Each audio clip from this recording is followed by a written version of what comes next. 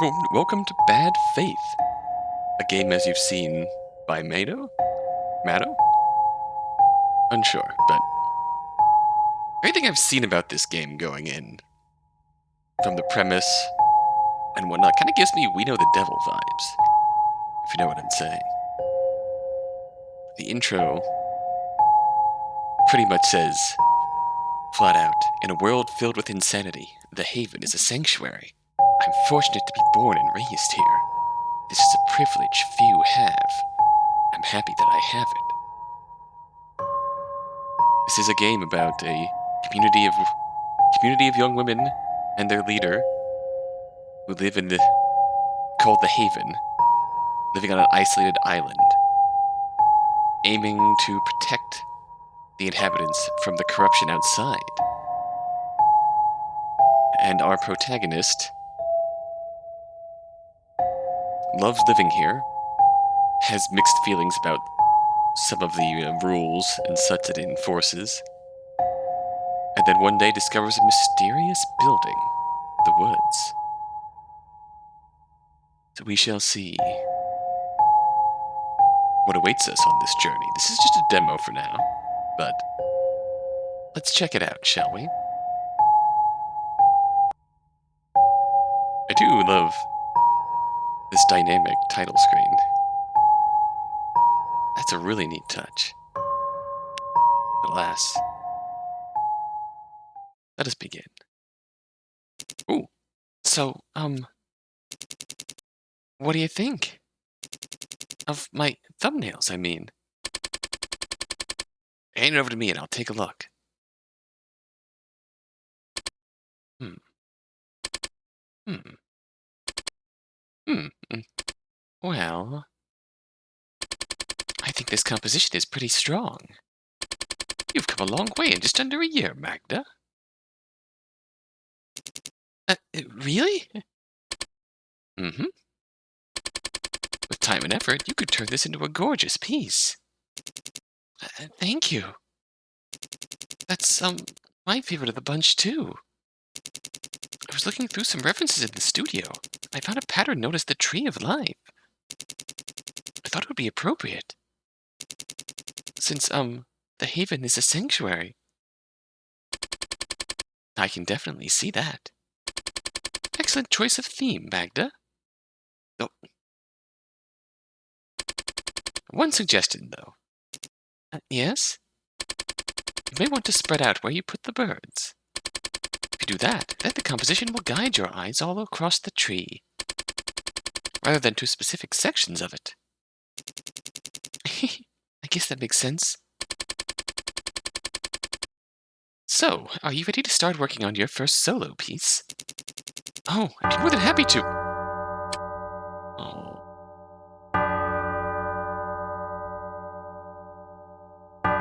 That expression alone is just a... Maria?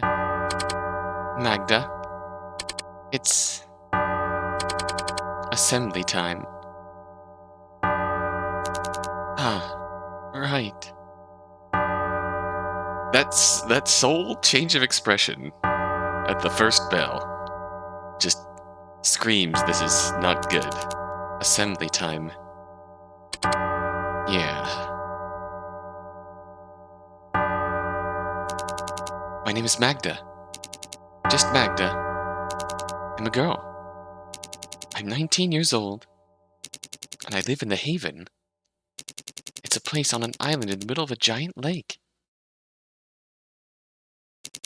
Beyond the lake lie dangerous lands. There, people are corrupt. They kill. They steal. They plunder. They lust and poison and lie for the pettiest of reasons. In other words, they're insane. But the Haven is different. Our leader, Lady Amaris, says that those who live here are pure of heart and mind. I'm very lucky. Instead of growing up in a decaying, violent world, I spend my days surrounded by beautiful forests and good people. There's just one catch. We need to stay pure.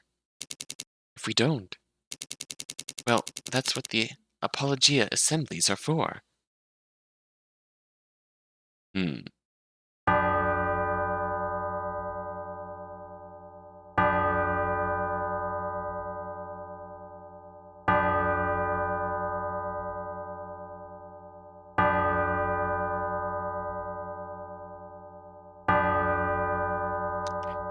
This is ominous as hell. The bell rings. An assembly is about to begin. Everyone is expected to come. It's a Haven-wide event, after all. And so me, Maria, and the other members of the art sect make our way to the assembly building. Usually assemblies don't bother Maria. But today, she looks really, really uncomfortable. Not because the assembly's about her, though. Maria's a sect head. She fosters a special level of trust with Lady Amaris, and receives privileges for her loyalty. No, Maria dreads this assembly because this assembly will be about her best friend, Jael.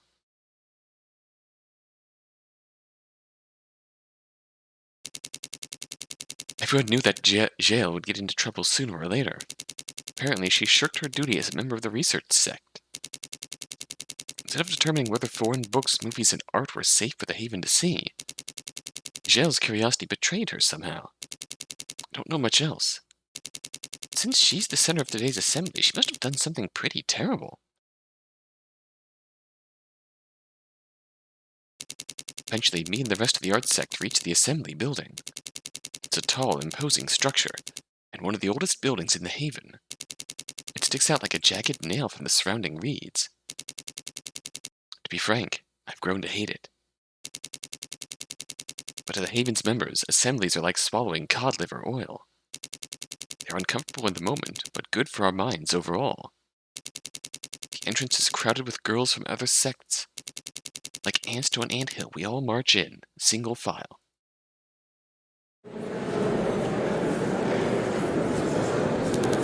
Once I get inside, I find a pew at the very back of the room to sit in. I don't really want front row seats for this. It's best for me to stay as quiet and hidden as possible. Looking around the hall, I spot Maria in a row adjacent to mine. Seems like she had the same idea. I hope she'll get out of this okay. Oof, that mic feedback. Suddenly the speakers crackle overhead. There's 3 taps. Then a familiar, cold voice comes through. Everyone please settle down. The Apologia Assembly is about to begin. The room goes quiet. Is this Lady Amaris? Everyone turns toward the voice's source. A chubby, bespectacled young woman. Without a discernible expression, she stands on the stage in the back of the room. The head of the research sect, Eve. Oh. Ah. If she's leading this assembly, Jael's definitely going to have a rough time. Behind her stands there's Lady Amaris. And a certain member of the writing sect. My body suddenly breaks out into a cold sweat. I look away. Oh? Oh god, not her as well. Ugh. Both Eve and Saris on stage, this assembly is going to be brutal. Good. We have peace and quiet. Let's get right to the matter at hand. Jael of the research sect, if you could come to the stage, please. There's no response. With an impatient cough, Eve taps the microphone on the stage's podium.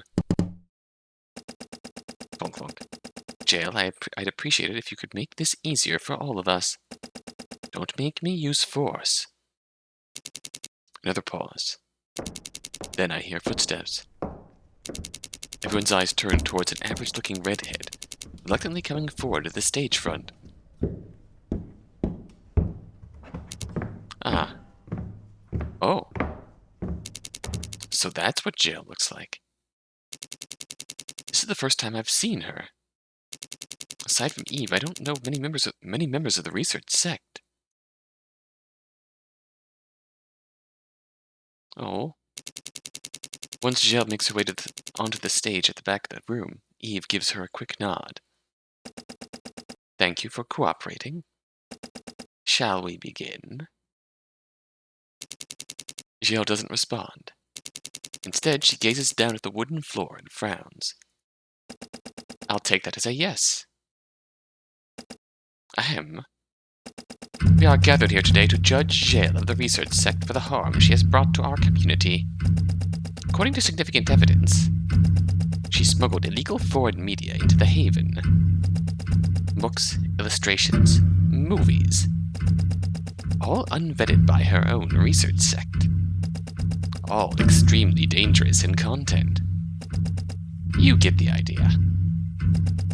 She did this, knowing full well that her actions could have caused her or her fellow Haven members to go insane. Lady Amaris, what would you like to say about all this?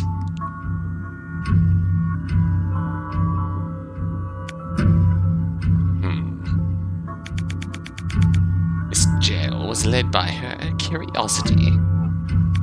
When exercised with prudence, moderation, and in service to noble causes, curiosity is a beautiful virtue. Yet unrestrained curiosity is a thing to be feared.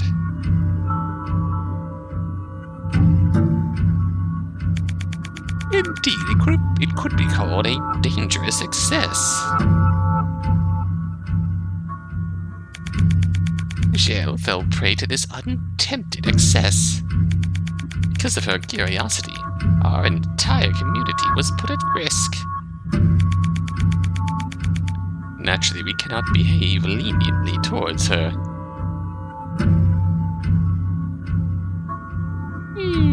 Exit stage right. Thank you for your wise words, Lady Amaris.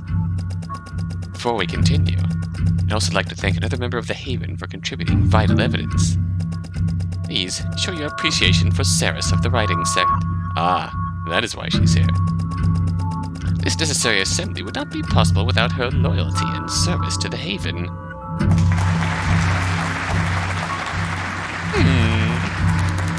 The audience bursts into applause as the woman behind Lady Amaris steps forward to take a bow. A tall blonde with a powerful frame. I try to ignore her by looking down at my lap. Compared to everyone else's loud claps, mine are small and nearly silent. Not clapping would raise suspicion against me. Thanks, everyone. Really appreciate the response here. It took a lot of work unearthing this case. But I think the cat's out of the bag now. You know, 'cause curiosity killed the cat and all.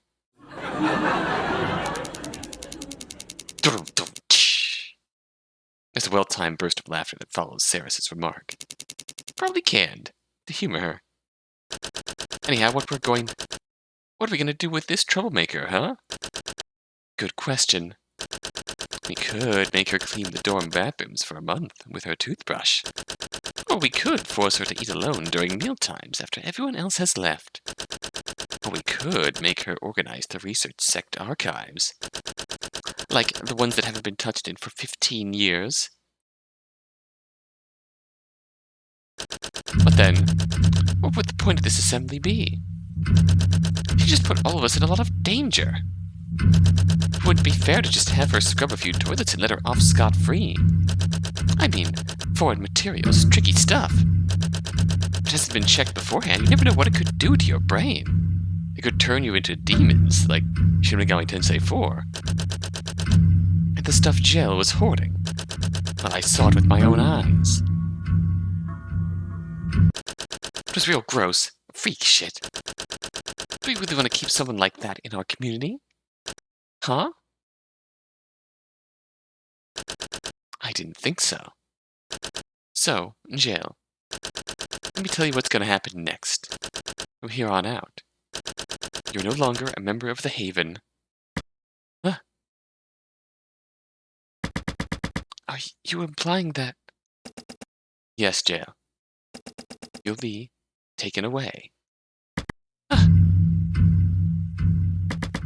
Wait, if that's the case, then... going to happen to me? Where will I go now? Can't I say goodbye to my friends? You're no longer part of the Haven. You don't deserve answers. Eve, if you could. Right. No, please. Please. Please. Maria! Maria! Help me! You're ahead too, aren't you? You can stop this. We're friends, right, Maria? Aren't we? Please. Emotion makes me look up from my lap. Pew across from mine, Maria shifts her legs back and forth. She wants to intervene. I can tell. After everything Gilles did, intervening would put her position as a head into question. So in the end, she does nothing. All she can do is stare sadly as Gilles continues to scream and wail in terror of her fate.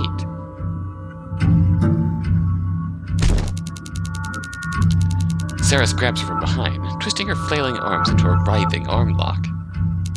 At a distance, Eve calmly brings a white tube to her lips and puffs her cheeks. Whoa. Gilles, stop screaming. Okay, She freezes. A red dart has just pricked her neck. Her body goes limp. She falls to the floor, unconscious. With the joint efforts of Ceres and Eve, Gilles is dragged off stage. Once more, Lady Amara steps up to the podium. And so that concludes the assembly. Let this be a lesson to you all. Beware of unchecked temptation. You must now head back to your respective sects. Seek to continue your good work. Eve and I will take care of this matter from here. On command, everyone rises from their pews at once, and orderly lines of women begin to make their way out of the hall. What happens when you're taken away? Where do you go? What can you do?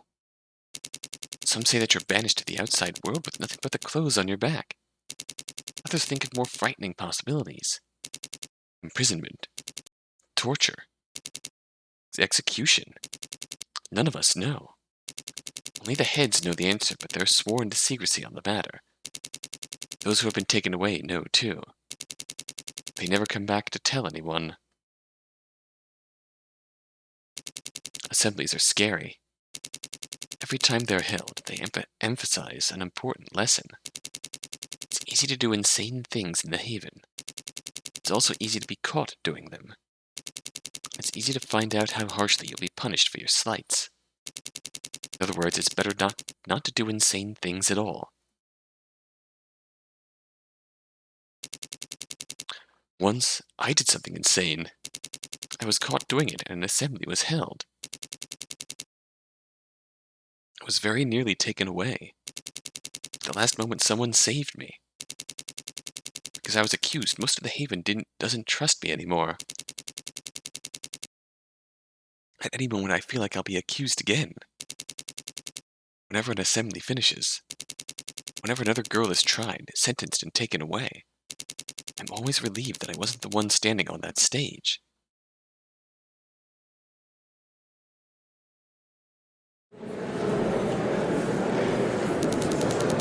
After the assembly, everyone files out of the hall. I try to stay at the back of the crowd. Pushing through will get everyone else annoyed. After all of us have things to do. Well, most of us, actually.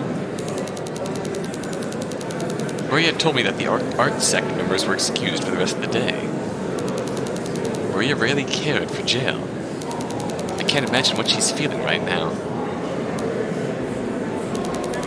Ah, my head's buzzing. I should go and do something to clear it. There's dense wood nearby. Wood that has a ring path, with lovely views and comforting scenery. A pleasant place where you can forget anything terrible. I've decided I'll walk it until sunset.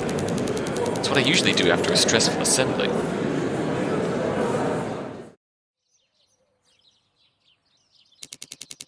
always, the trees are beautiful. The shade on the ground reveals only dappled patches of sunlight, slipping through the lacework of leaves spread broadly over the canopy. The earthy, wet smell of the soil, sounds of a gentle breeze rustling, branches brimming with flowers and fruits, the faraway chorus of songbirds. Whenever I'm surrounded by these sensations, I feel at ease. For a moment, I can believe that the haven is truly paradise.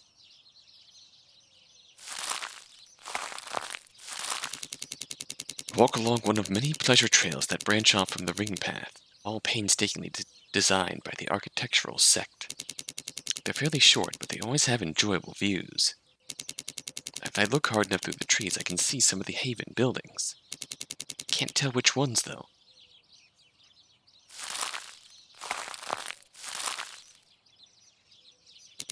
But eventually, the trail comes to a stop. A little white picket gate marks its end and the beginning of outside. Most haven members aren't allowed to travel outside. As far as I know, only Lady Amaris and the sect heads can go past the barrier. I'm not sure why. I overheard that some more daring people had gone outside before. Apparently there wasn't much to see. Maybe it's a safety thing to discourage people from leaving the island. But there really isn't much reason to go beyond the island to begin with. All that lies in wait are insane lands filled with insane people. Oh, I don't know. Anyway, punishment for wandering out here isn't too strict. If you're caught beyond the gate, you're usually warned or assigned minor chores like sweeping the dorms. So all of that said, I don't think it'd hurt for me to go off the beaten path a little. Take this walk a little further than normal. Since most people are wary around me, I won't wander for far enough to get into serious trouble with anyone who might see me. Besides, I'm not interested in leaving the haven. It's the only home I know. Yeah. This is fine. This will just be a little journey to clear my head. If I'm careful, I can satisfy my curiosity safely. Make my way to the gate. I prise it open with a crusty creak and step through. With the quiet click of the gate snapping shut behind me, I begin my little journey outside.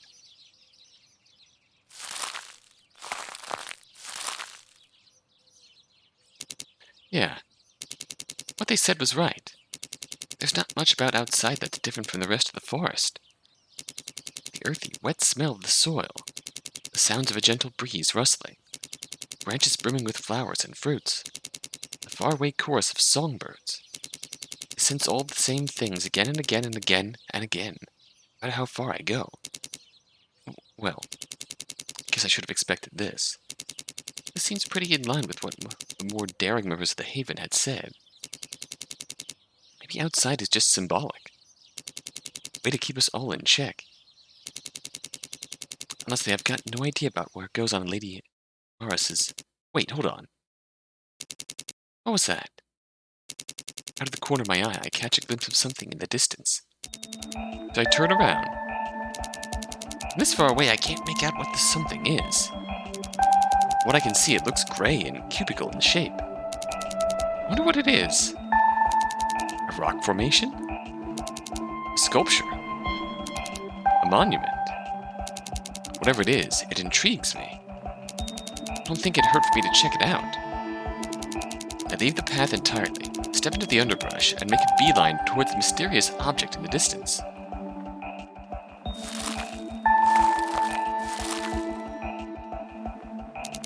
As I approach, I realize that this isn't just any object. It's a building. An unusual building.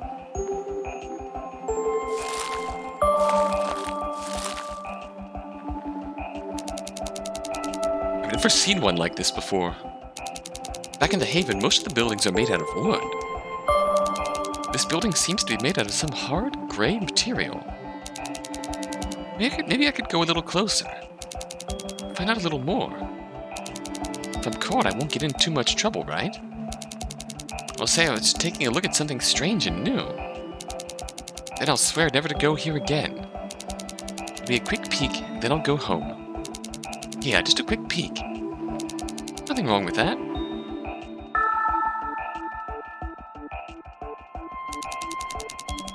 close, the gray material seems to have all sorts of bumps and cracks. I don't recognize it at all. I glide my hand against the material. Touching the bumps and indents on its surface is strangely soothing. With small steps, I slowly make my way around the building while tracing my hand across its walls.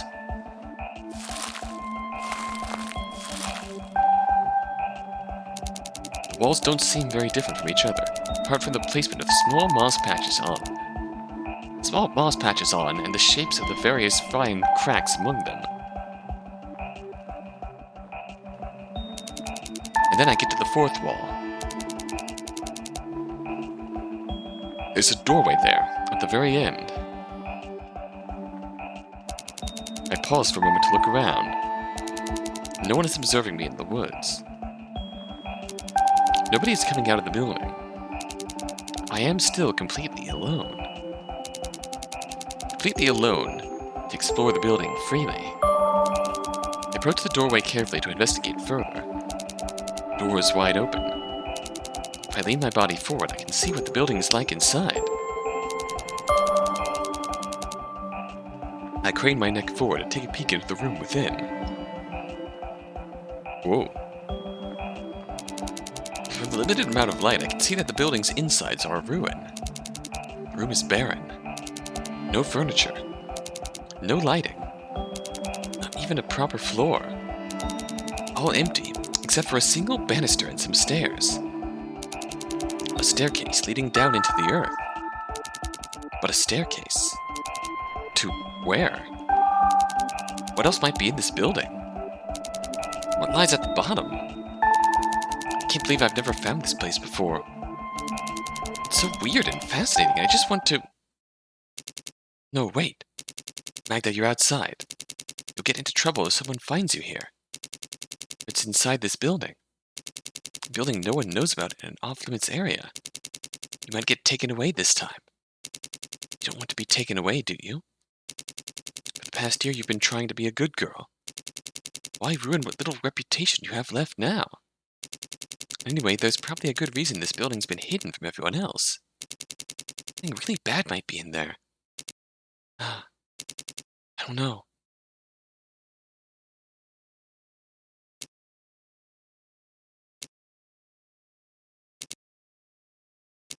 But one peek wouldn't hurt, right? Yeah. I'll just go in, explore the place for a bit, and then leave. My curiosity will be satisfied, I'll return to my normal life, pretend that this building never existed. If I sense that someone's nearby, I'll dash out of here as soon as possible. Right. Sounds like a decent plan to me. Let's go. With the goal of knowing a little more under my belt, I make my way into the building.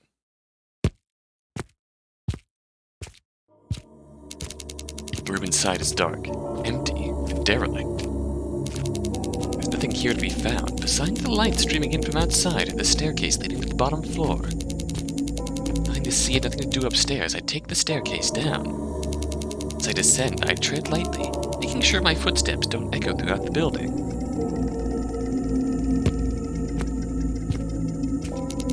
A few minutes pass, and then I arrive at the floor below. The room that lies here is smaller, and dimly lit by a single row of fluorescent lights. They catch my eye. Fluorescent lights are unusual. Back in the Haven, most of us light our nights using beeswax candles from the community apiary. Only sect buildings use fluorescent lights. Other than the lights, this room is as empty as the one above it. The staircase still goes down further. I go a little deeper. Will I find something else?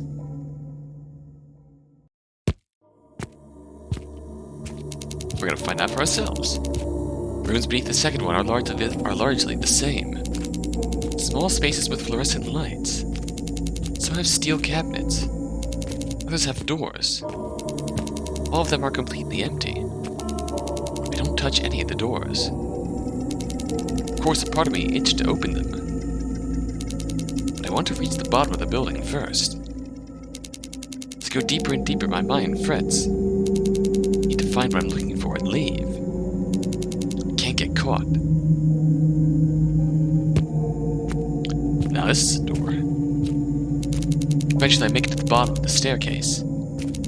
Look around the clearing. The deepest room in the building is similar to the rooms on the floors above it. It stands empty. Yet another strip of fluorescent lights runs along its otherwise plain ceiling.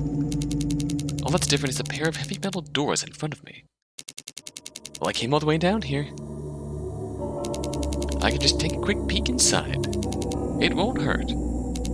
I can handle this. If something goes wrong, I'll just run for my life. That way I won't get into trouble again. I'm sure of it. Yeah. I just need to keep my wits about me. Muttering reassurances to myself in my head, I move forward and push the doors open.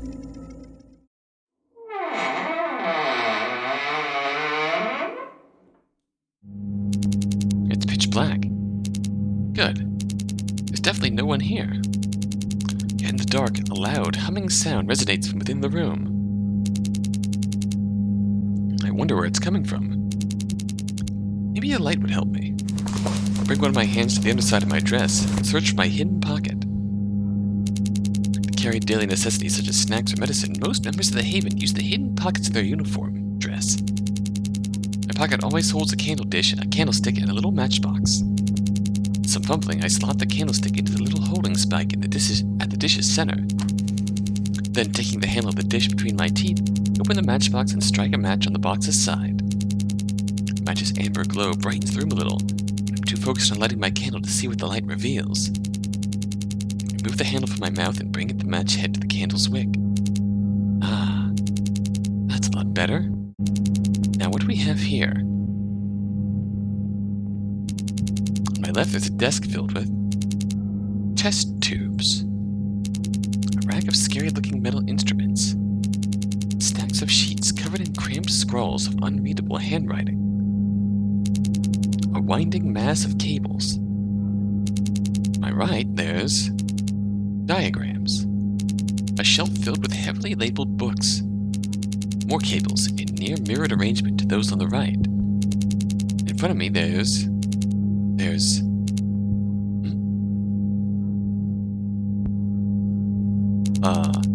a giant machine there. I'm not sure what it's for. When I walk a little closer to it, I notice that the loud humming is coming from its insides. I don't like this implication. Blue light emanates from the screens below the machine. I guess I was wrong about the lab being pitch black. Better snuff my candle. It's not what shocks me. Strapped to the machine is someone I've never seen before. Don't even know if someone is the right word. They don't look human at all. That is concerning. Their head hangs low. They don't seem conscious. Their body is covered in wires jutting in and out of their body. I stand on my heels to get a better look.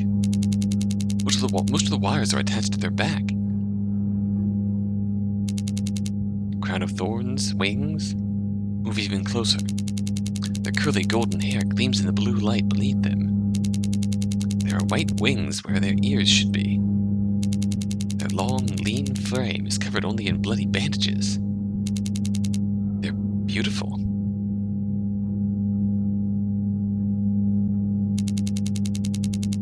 They remind me of beings I had seen in picture books back when I was little. Beautiful winged beings that stopped wars, helped the sick, and brought wisdom to humanity. What were they called again? It's right on the tip of my tongue. Suddenly I hear the echoes of footsteps. Idle chatter. Both coming from the other side of the room. Immediately give a start. Crap. Get out of here. Uh-oh. I run towards the stairs. Practically I try to stuff my candle dish back into my pocket. As I leave, I think I see something. Oh! Hello. The being's head tilts. A glint of red from their eyes meets mine. And their mouth, caked in dried blood and hundreds of tiny cuts, begins to twist upwards. They're grinning at me. No. No, no, no. No, no, no, no, no. It's just a trick of my mind. I have to go now.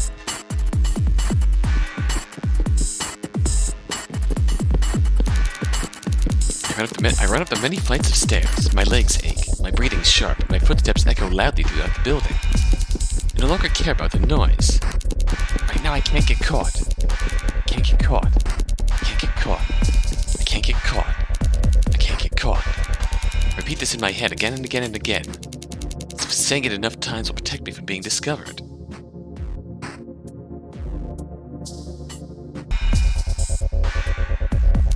I can't get caught. I can't get caught. I can get out of here. I reach the uppermost floor, and then I burst through the entrance. Even then, even out in the relative safety of the woods, I don't stop running. They can still catch me here, but I can't get caught. I don't stop running until I'm far away from the building. Until I'm past the gate. Until I'm back at the start of the forest trail.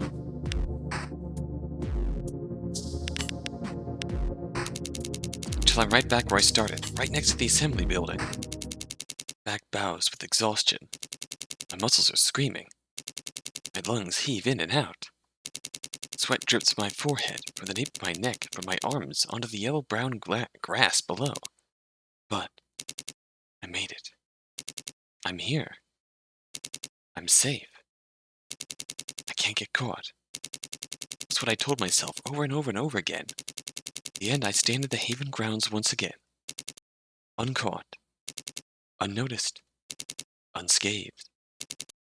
For now. I'm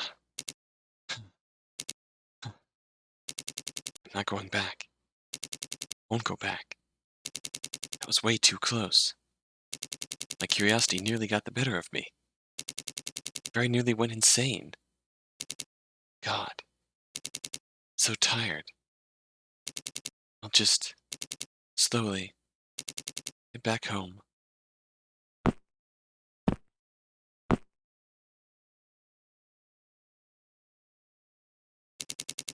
the time I reach the dorm building, it's already night. Thanks to the candles lighting the paths outside, I found my way back. With some force, I open the door and step into the common room. Oh? On a nearby couch, 2 Haven residents are chatting with each other. They don't notice my entrance. Whatever. If I loitered around here, they'll notice that, and give me weird looks. Better to head back to my room.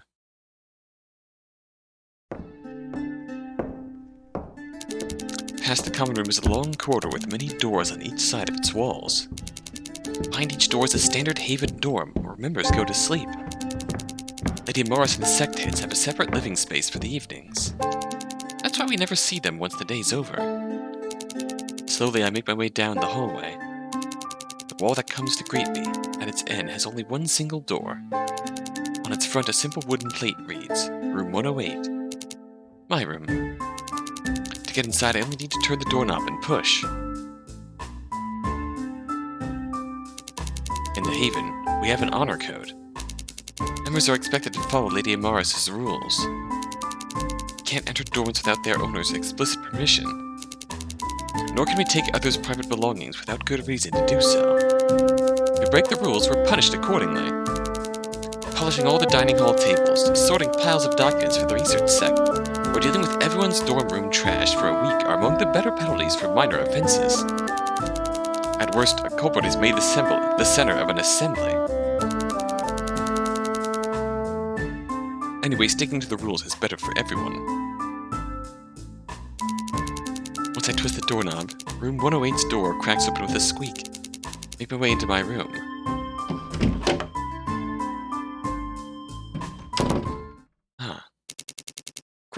Grace isn't back yet. It's sad to not see her, but I expected this. Lately she's been working until 9 p.m. at night. The architectural sect loves to keep her busy. She must be working on something important. Grace is really organized, so I'm sure she'll do a nice job. I make my way back to the small bookshelf in the center of our room. Carefully, I brush my fingertips over the spines of the lined-up books. Fairy tales, self-help guides, and haven-made novellas are all passed over in quick succession. Finally, I stop at one spine, white with black lines, carefully tucked into a hard-to-see spot. With a little tug, the book is eased out of its niche. I stand on my toes to take a ballpoint pen from a glass jar on the top of the shelf.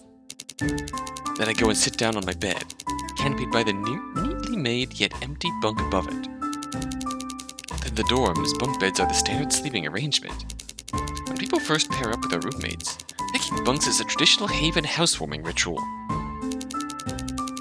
I don't remember how Grace and I became roommates, but I do know that we picked bunks through a game of rock, paper, scissors. I won at the top bunk. Guess what the outcome was? A picture of luck. Anyway, I opened the book to a blank page and uncapped my pen. Oh. This is my diary. A place where I can write my most secret thoughts, away from prying eyes. I'm gonna run into the dilemma of nothing's truly secret here at Haven. After I narrowly avoided the consequences of my assembly, Grace gave this to me as a gift. She said diaries help people cope with troubling thoughts. She thought it would help me too. Since then, I've used this diary religiously every single day. But Grace has never seen what I've written. Grace is my close friend, but I don't know if she'd like. Never mind. Don't think about things you can't control, Magda. Just focus on your writing. Close friend, but don't know if she'd like me. More than that? Right, okay. My mind's buzzing with stressful thoughts right now. Don't think she'd like what I've written in here? Like, close friends, but, afraid of sharing her deepest, innermost thoughts for fear of alienating her? When this happens, I need to focus on the positives. Yeah, positives. Right, positives. Where do we start? What was one good thing that happened to me today? Well, your art. I guess that was this morning. Right, here we go. Dear Diary. Today, working in the art sect was a lot of fun. I made a lot of progress with my piece. The paradise tree theme I've come up with is really nice. I love drawing so many beautiful birds. Maria was very supportive of my work, too. She's so kind and gentle to me. None of the other sects would give me a second chance, but she willingly took me on. I'm really happy she gave me the opportunity to prove myself. I hope she's doing okay despite everything that happened today.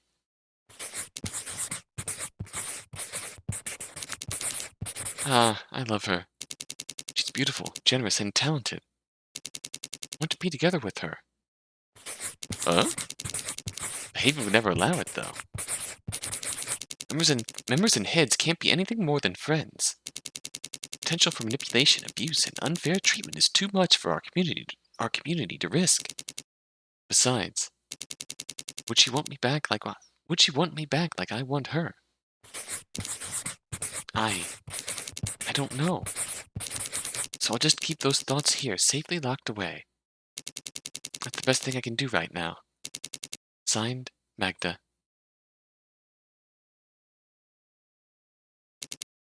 Oh. That spouted into something far less positive than I wanted. Yeah. Yeah, it certainly did. At least I wrote something, I guess. And see certainly where that might come from. Those feelings that she's the only person to give you the time of day, after essentially being shunned by the whole community. I can see how that would happen. There's a knock. The door slowly opens. Grace? Grace. Oh, hello. Grace is back. Hello. Her afternoon activities must have tired her out because she walks very slowly into the room. Hey, Grace. Busy day? Grace nods silently. Oh, are you writing in your diary again? Yeah. It's really useful. Thanks for giving it to me. I'm glad I could help. Actually, this is a rather weird question, but... But what? I've been wondering for a while. Magda, would you ever let me take a look at what you've written? Uh, the diary's meant to be, private to you and all, but, remember that you were a really great writer.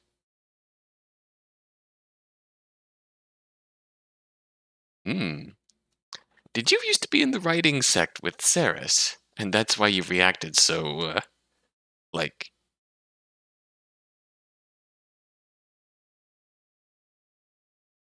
viscerally to Saris's presence at the, assembly earlier. So I was wondering whether I could read some of your writing for myself. Oh wow, that's rather sudden. I mean, Grace has always been my closest friend.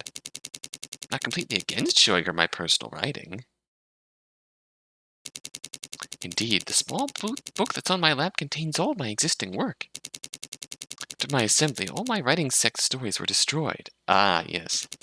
But, I'd rather not show her a lot of the stuff I wrote in my diary. It could make her nervous. Well, Magda, you need to give Grace some sort of explanation. Quick! Well, you see, I don't put anything important in there. I haven't written anything great since I left the writing sect. This is just an outlet for my feelings. Grace squints her eyes. She's clearly not convinced by my excuse. She's known me for a long time. Why would she be? Sorry, Magda. I'm not sure I believe you. It's okay, though. If you really don't want to show me, I'll just get ready for bed. The look she gives me makes me pretty uncomfortable. Yeah, it's a little pushy. But does she think I'm up to something? Yeah, I see why you would think that. I don't really want to make Grace suspicious of me, so maybe it wouldn't hurt me to show her one entry, right? No, wait. I'll show you. Just let me find something, alright? Just one condition. I'm the one turning the pages, okay? Grace nods gently with a small smile. Okay. I trust you. I breathe a sigh of relief, then pick the book up, shielding it from Grace's view. Think through the pages for something safe to show. I landed an entry for a couple weeks ago. Alright. This one should be okay. Place the book back down my lap and swivel it around for Grace to read. I wrote this. The art sect wasn't busy with projects. I took the day to wander through the haven and enjoy the scenery. I wrote about the plants and animals that I saw on that long and pleasant stroll. Squirrels and blackbirds, rosehips and elms, blue skies and warm, gentle sunshine. Among other things. Grace stares at the pages, mesmerized. Oh! Wow. You really are a beautiful writer. Why haven't you written another book? I'm sure the writing sect would. Oh. I forgot. Yeah. The writing sect made a point of not wanting me back. Especially with Saris around. Yep, I had a feeling. She'd gut me if I had tried openly writing anything again. I don't mention this to Grace. I don't know how she feels about Saris. But Grace, I can still do this in private. This and the work I do for the art sect is enough for me. You gave me another chance. I'm happy I can still stay here with you. You know what? Grace might be just genuinely interested in her writing. It can go either way. I can see how it would come off as suspicious, the way she's talking like that, but you could just genuinely like her writing. Yeah, I understand. I'm happy I gave you that chance. Same. that, I get up from my bed to tuck my diary back into its bookshelf crevice. I sigh in relief. Like, Grace could be just a genuinely good friend. Who wants to encourage Magda's hobbies? I sigh in relief. That didn't go as badly as expected. Why was I nervous around Grace anyways? I trust her. I'm just, the pessimist in me is also foreseeing a scenario where Grace could just, worst case scenario where Grace could just nick her diary, read it all, and then yeah, does not end well. I trust her. She saved me from an assembly. Oh, she did. And more importantly, she's my closest and dearest friend. Yeah, I can trust her. I stretched my arms, still standing in front of the bookshelf. So, Grace, are you gonna get ready for bed? Yes. Why do you ask? Can I come with you? To the bathrooms. That's alright, I mean. I don't mind. Just remember to bring your soap, shampoo, and pajamas. Won't forget this time. We'll see about that. Anyways, we should get going before they get crowded. You know how we're about to hit the peak time. Peak season? Right. I'll get my stuff straight away.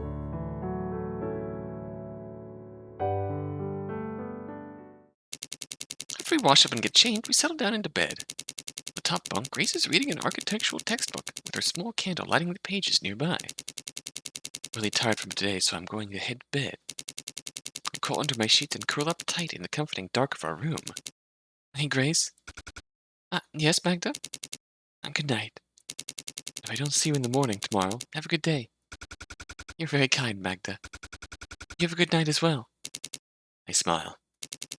You're lucky to have a friend like Grace. I don't know what I'd do without her. With those warm thoughts in my mind, I drift into a peaceful sleep.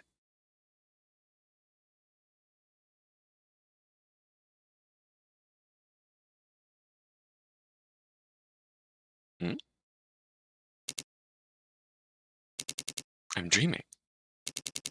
I know I'm dreaming. Everything here looks like it does in life. Yet the world around me is like the spider web that grows. Webs that grow in undusted corners of the dorm room hallways. Beautiful, but easy to destroy. Somehow, though, this dream feels different. It feels as though I'm viewing a projection. I can't interact with anything or anyone in front of me. It's almost like being in front of a movie. Just without the crammed wooden benches and the whirs of the research sect projection machine. All I can do is watch and listen. Oh. Hello there. There's someone there. They're sitting on the clouds, far up in the sky. And they're looking down at something. Their hand props up their cheek. Their brow is wrinkled, and their lips are pursed into a tiny frown. They're clearly upset by whatever they see down there. Wait. They look familiar. They're that being I saw in the mysterious building. The long gold hair, the pale skin, the wing ears, they're all the same. And yet, they're not. Here they look healthier? Younger? Very much alive? I wonder, how did they end up down there anyways? Suddenly someone approaches the being. Huh? What I can tell is that they are tall. The shadow they cast is long and dark. No matter how hard I try to catch a glimpse of their appearance, I just can't. They've got some aura. An aura that forces my hair to stand up on end, my eyes to look down and away. Like my body subconsciously deems me unworthy of seeing them. clearly someone old and powerful. Kind of like Lady Amaris, only even scarier and more unknowable.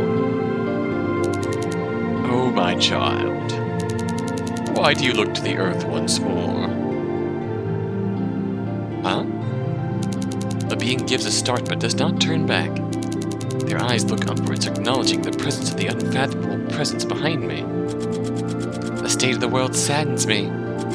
Every day, everywhere, humankind tears itself to pieces. They are becoming ensnared by unspeakable evils, and losing sight of all things good and just. Why are we no longer able to help them and guide them? How many times must I repeat myself? Higher powers should no longer intervene on humanity's affairs. Our relationship to them is not like it was 2,000 years ago. That we descended now, as we have done in the past, our sacred powers and abilities would be revealed and stripped away from us. They have moved past revering us so that they can fulfill their selfish exploits. Yes, I know. My child, do not roll your eyes at me. There's a reason we enforce this rule so strictly. Let us say you descend to one of our many human civilizations that dwell beneath the clouds. You arrive, make yourself known, and promptly announce that you will save them from evil by freeing them from their vices. How do you think they would react? They would react happily? I mean, if I knew someone was showing me a path to paradise on Earth, I would be overjoyed to walk it. But you're not a human, are you? Oh.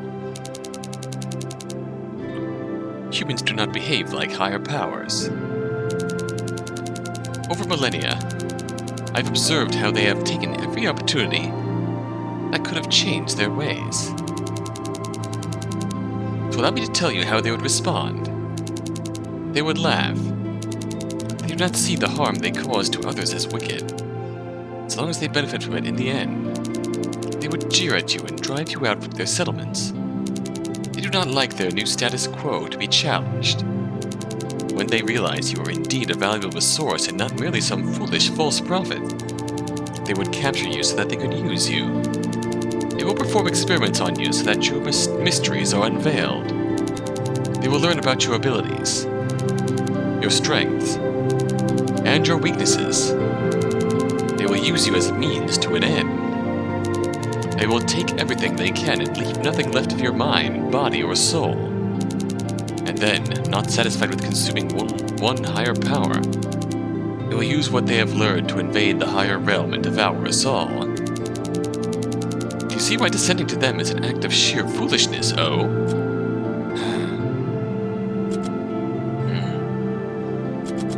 Humans cannot possibly be as evil as you say they are.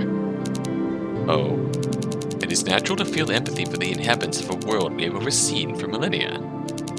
But your views will no doubt change as you age. One day you will realize just how much we higher powers now stand to lose. I see. Thank you. Bear in mind what I have stressed to you. Your home must always come first, young O. O nods. The tall figure disappears, dissolving into the very air like a mirage. Your home must always come first, young O. Idiot. Nothing to learn from your stupid lectures. I can't take powers like you seriously. You all just hide in the clouds and pretend nothing is happening while the world burns below. Isn't it our duty to protect and guide humankind? Every day I see more cities destroyed over the pettiest of conflicts. More massacres. More deadly weapons. I can't take this. Nobody in the realm is doing what they should be anymore. Even the eldest of elders are shying away from their sworn duties. Then the youngster will have to teach by example. And if they try to stop me, well, it's my sacred duty. Don't you agree? Magda? Oh! The dream stops. Before I can process everything I just witnessed, it's morning. I'm awake once again.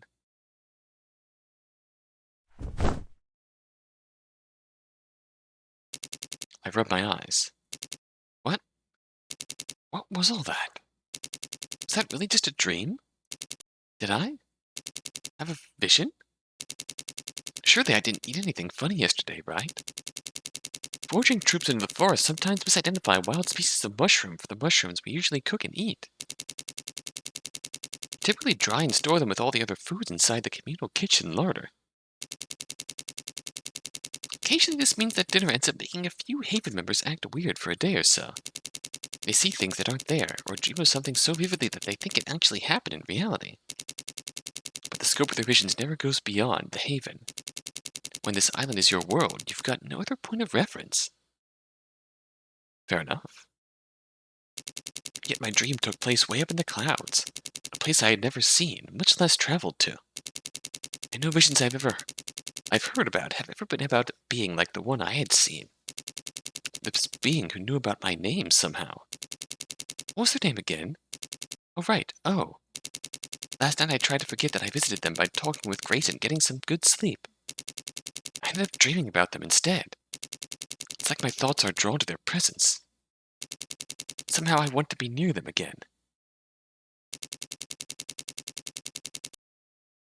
I feel a nagging urge to go back outside and visit them once more. Are they making me feel this way?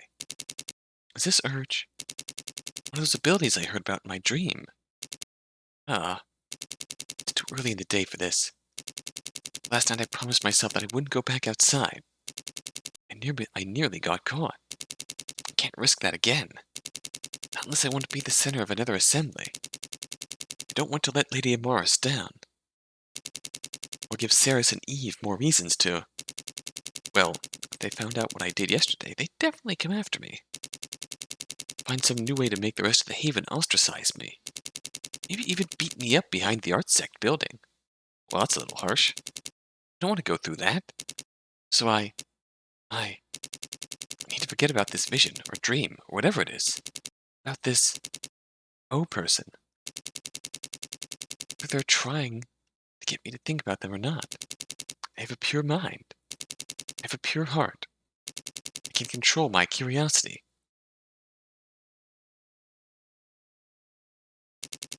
Right, now with that out of the way, let's make today a good day, shall we? After giving my arms and legs a nice long stretch, I hop out of bed. I dress myself and head out to the bathroom near my room. There I clean my teeth, wash my face, and brush my hair.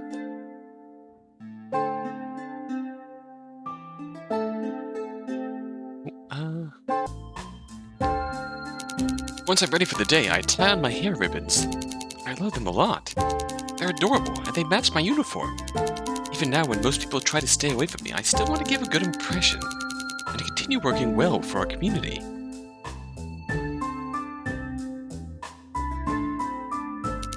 Afterwards, I make my way through the dorm hall. Since the art sect's work starts fairly late, most of the other dorm rooms are empty.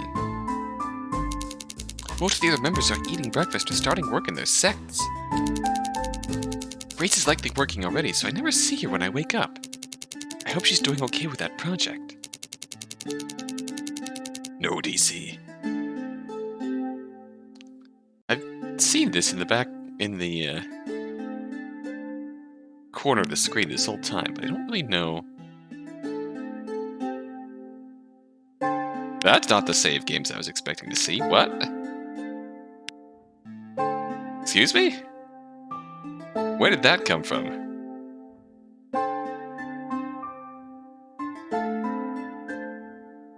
Hold up. Wait a minute. What the heck? Is this like some persistent local RenPy files? Because that's Red-Handed Robin. What the heck?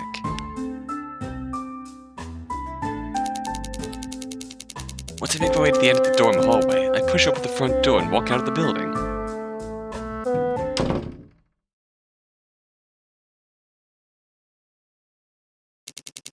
The cafeteria is 5 minutes away. By the time I enter it, it's still breakfast time. Thank goodness. One of the dining stations, I pick up a bowl of rolled oats, an orange juice box, a red apple, and a spoon. Then I go outside and sit at one of the many empty benches dotted around the dining complex. There are benches inside too, but the sun's out today. I'd be ashamed to miss out on such beautiful weather.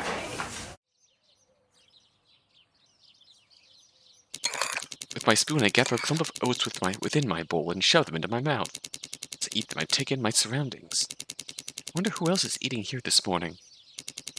Oh, they're familiar faces from the writing sect. We used to hang out with each other, exchanging tips and reading over exciting snippets of new works. Nowadays, their animated conversation grows quiet whenever I approach, and they turn away when I try to say hello. Oh well, at this point I don't really care who I sit with anymore. Eating alone has its own perks. Though speaking of sitting with people, who else is here today? I swivel around in my seat, chewing my oats. Let's see who's behind me. Oh God, no. I didn't think they would be here now. Hello. Usually Saris and Eve eat super early. Avoiding them was partially why I started eating later in the day. No one bothers you when there's barely anyone around. But today I didn't expect them to grab breakfast right after me. I think I'll just finish my rolled oats here. Yeah, I'll finish them up then, grab everything else and go. I can carry the apple and juice with me, so it shouldn't be too much of an issue. If I'm lucky, they won't notice me. I'll just sneak right past them and slap Saris in the face. Yeah. Look at her, chatting to her friends without a care in the world. She knows what she did to me behind closed doors. Back in the writing sect, she took my old stories and shredded them so that I couldn't take them home like everyone else. She used my personal work to make me the center of an assembly, and made sure that all of it was destroyed. I didn't get taken away. She beat me so hard that I couldn't move for a week. Oh, Jesus. Saris deserves hell. She's a jealous, spoiled bitch who lashes out at me when she doesn't get her way. In fact, she deserves way more than just a slap. That two-faced, these thoughts? I've never had thoughts like these before. What? Oh wait, Eve's there too. Seems like she's really taking her time with that porridge of hers. Why don't I help her hurry up and shove her face in it? That cow always eats sex so high and mighty. Maybe eating like an animal will humble her. She loved rubbing in how much better Saris's trash writing was during that assembly. I swear Eve's like Saris's lapdog. So these assemblies meant to promote purity are very easily taken advantage of and turned into social, political bullshit, essentially. The head of the research sect at the beck and call of a lower-ranking member. How shameful. She's the reason I had an assembly at. No, hold on. Hold on. Where the hell are all these thoughts coming from? I hate Saris and Eve, but I never thought of anything like this before. No, wait. It's a stupid question. I already know, don't I? Those special abilities. That being, in the basement. Those thoughts are from them, aren't they?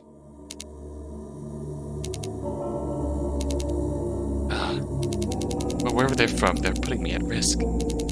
Best thing I can do is resist them. No matter what Saris and Eve did to me, I can't make room for any violent impulses. I must be good. I will be good. I am a member of the Haven. It raised and fed me back because it cared for me. I must show the same kindness and care in turn. Must resist this temptation. Must be pure of heart and mind. Quickly, I pile rolled oats onto my spoon and shovel them into my mouth. Over and over and over and over. I can't focus on anything else but eating my food. I can't give room for those thoughts to come back, to make me insane. I'm in no state to finish my apple and juice here. I'll just take them with me. I can have them on the way to work. I need to get out of here now. The sooner the better.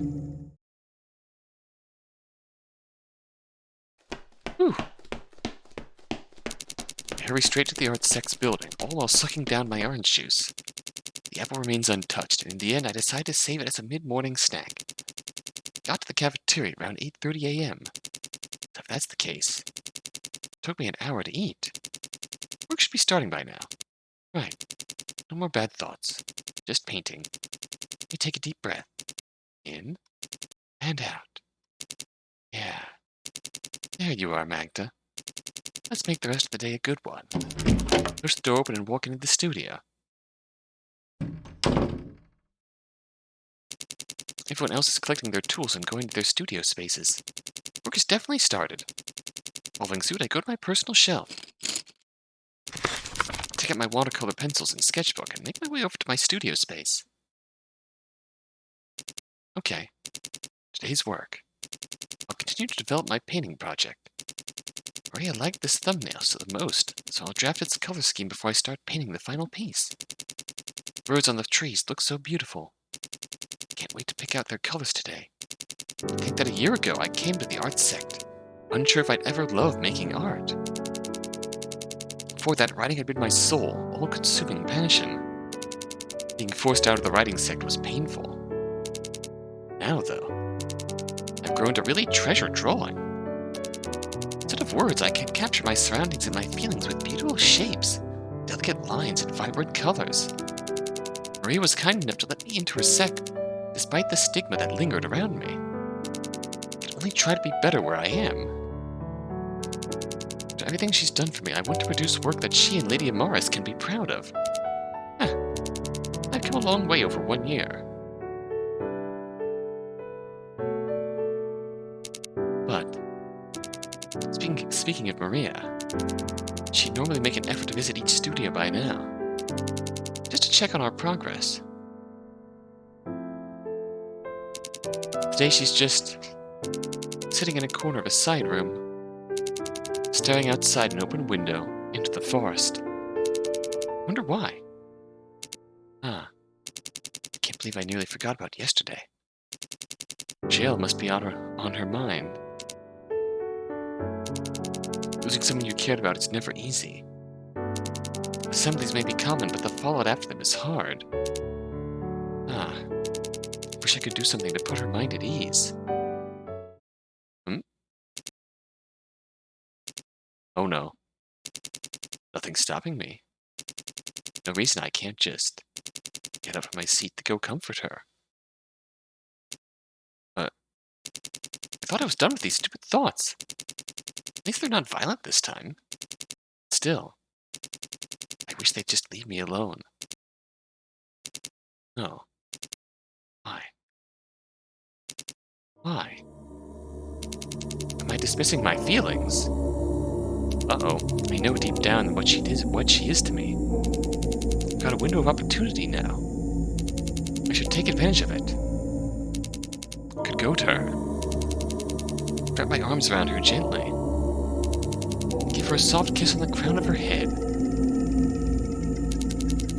Hold her warm hands, interlacing our own fingers together.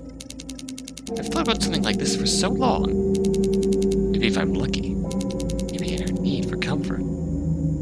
Okay, now this is getting, she'll let me tell her how I really feel. Okay, good. I don't care if relationships between heads and members are forbidden. Now that Jail is gone, I want her to know that I'll be there for her. I don't like the implications. I mean, yeah, on the surface, going over to comfort her is shouldn't be a bad thing. But when you start phrasing it like this in terms of in her time of need and all that, now and then it starts to get into concerning territory. I want her to know how much she means to me, how much I owe my happiness to her. Never a good time to push something like this on someone when they're in mourning. Not good. I want her to know how deeply I want her. I loved her in my fantasies about her. I night at, but please! I can't deal with this anymore. Get up from my stool and march towards the bathroom. With some force, I wrench one of the old rusted sink faucets open. The pipes gurgle below, and soon a steady stream of water rushes out from the top. Cut my hands and put them under the gushing stream. My palms, the cold water rises fast. Quickly I splash the water on my face. Once. Twice. 3 times. Again. Again. Again. Keep on splashing until all I can think about is the coolness around my soaked collar, hair, and face. The sound of the water flowing away from down the sink pipes. Right. After cooling down like this, those thoughts should leave me well alone. I'll just take a look in the mirror and see where I need to dry off. Huh? Hi, Magda. My reflection isn't my own. The golden face stares back at me, smiling serenely, fingers frozen in a beckoning curl.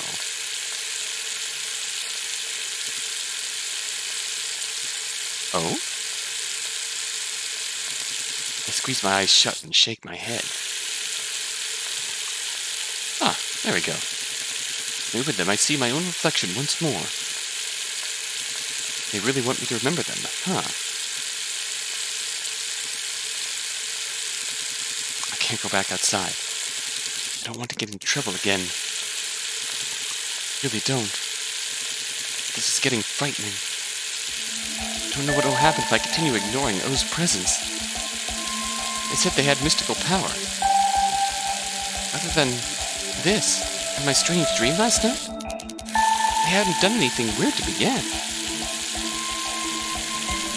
Somehow, though, my gut tells me that they'll get me into some serious trouble in one way or another. Maybe going back is for the best. I don't know what they're capable of. It might force me to do something terrible. It might make me act on my own impulses. And one of these options is in my control. The other is surrounded by all sorts of uncomfortable uncertainties. I guess I have no choice. I need to go back. Tonight. I can only hope I don't get caught.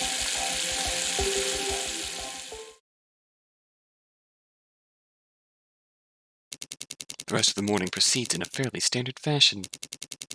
I figured out the colors I wanted to use for the birds. They're bright and cheerful. Maria sees them. I hope she feels a little better. I didn't get any more strange thoughts either, which was a relief. Yet I feel an underlying sense of dread. I still have to follow through with my dangerous decision. I can't imagine what O would do to me if I bailed at the last second. Outside, here I come. I'll go get dinner afterwards.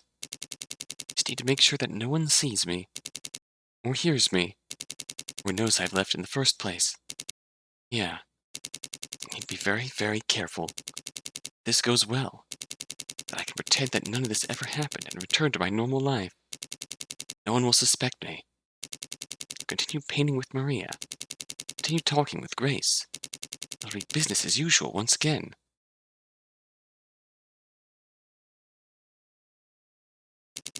Put away my project materials and leave the art sect. Last time the forest path near the assembly building got me outside. So if I look hard enough in that area again, I should find O's building. I straighten my back and puff out my chest. No turning back now. With that I march towards the assembly building with as much confidence as I can muster. I can convince them to leave me alone for good.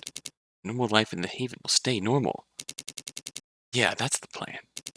I will not go insane because of them.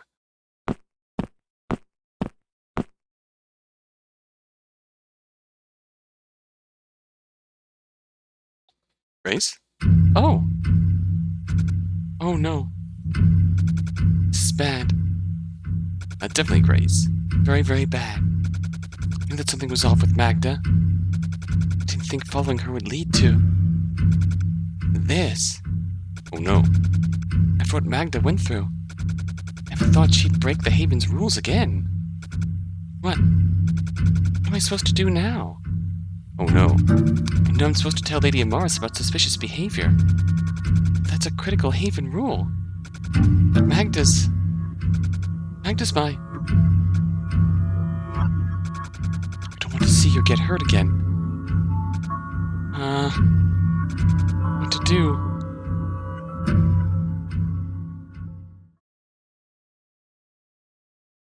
Oh no. Demo ends here. Whew. Okay, I'm loving the setup. Please look forward to the full version of the game. I'm really loving the setup. Wasn't sure initially. Yeah, so now we know. Now we see all of our players here. Saris and Eve up front, and Grace and Maria in the back, and Magda and her diary up front and center. Hoo-wee! Yeah, I can definitely.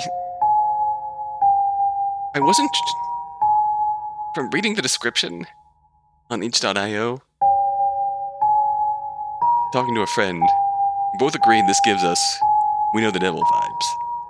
And as I was starting out, I wasn't entirely sure if the comparison was fair, but once we met O, now I'm starting to see that all over again. But in a much different way.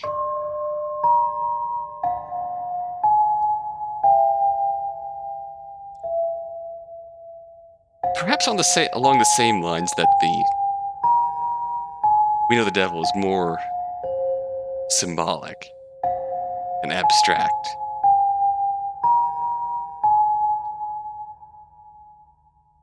This is more concrete in terms of setting and the players involved. The devil, in a sense, still being embracing your inner feelings, not keeping things suppressed just to get by in society. Society of Haven is structured in that, very much in that way. Obey their strict rules if you want to get by, without trouble, without being a burden on it. And yet, interestingly, there's also clear signs of corruption in this idyllic society, in Saris's presence. Acting out of jealousy and entitlement to nearly get Magda exiled or worse. A lot of interesting players here. In a sense, Grace is a really interesting player in this story as well. The person who went to bat for Magda and kept her from getting exiled. And now has the dilemma of noticing Magda's about to run off. We also have the presence of O. This genuinely angelic being, who, if that dream was anything to go by, realized that their father,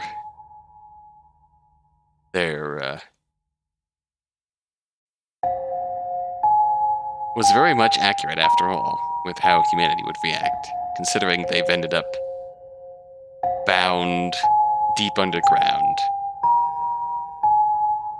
tied up to all kinds of wires, essentially a prisoner being studied, probably implicitly being tortured as well.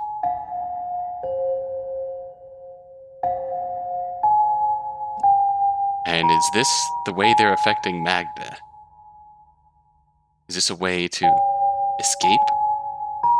Or is this a way to get revenge on humanity? It's hard to say from here.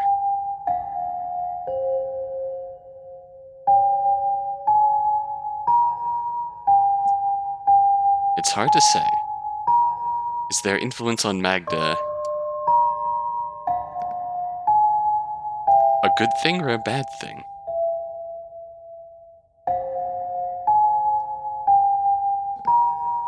A good thing in that it's healthy to embrace your true feelings on something and not keep them bottled up forever just to be accepted by society.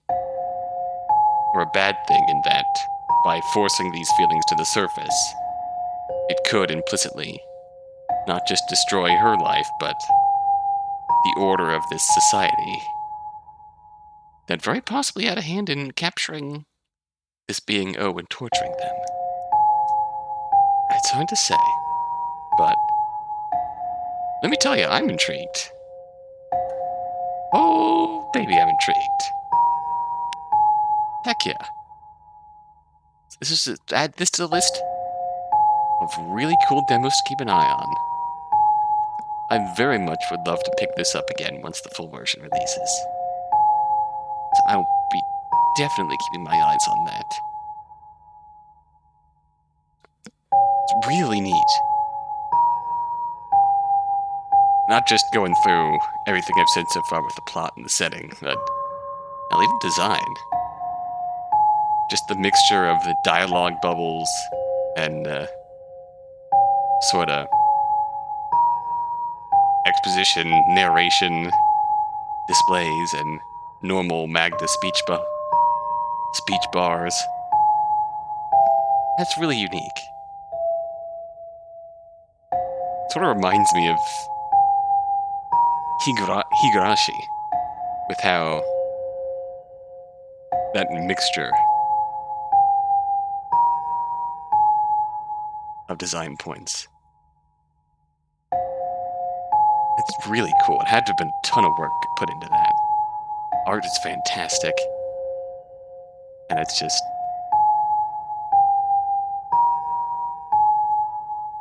I do always wonder how they make that blurred effect on the background, which are ostensibly real photos, right? Like, same thing in the original Higurashi visual novels, so to speak. Really wonder how they make that effect with the real photo. It's interesting, though. On that note, we'll leave off from the world of Haven here. Keep your eyes peeled. Check out the project on itch.io. Give it a follow. Try the demo for yourself if you'd like. And